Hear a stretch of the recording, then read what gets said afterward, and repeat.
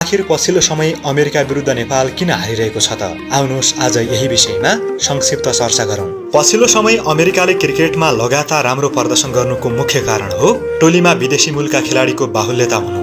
अमेरिकाको हालको टिममा रहेका अधिकांश खेलाडी भारतीय मूलका छन्। अमेरिकाले जारी लिग 2 सिरिजका लागि घोषणा गरेको टोलीमा 15 मध्ये 11 जना भारतीय मूलका खेलाडीलाई समावेश गरेको छ।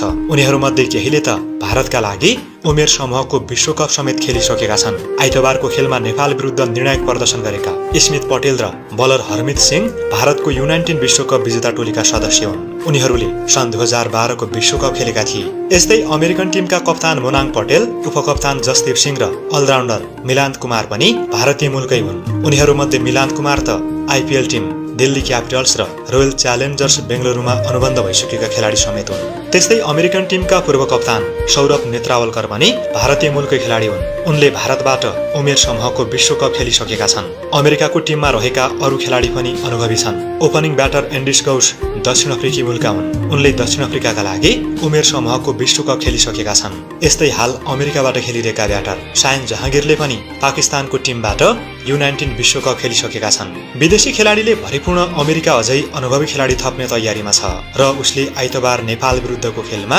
अर्का भारतीय मूलका अलराउन्डर शुभम रञ्जनलाई डेब्यू गरायो। 31 वर्षीय शुभमसँग आइपिएल, बीपीएल लगायत व्यावसायिक लिगको अनुभव समेत छ।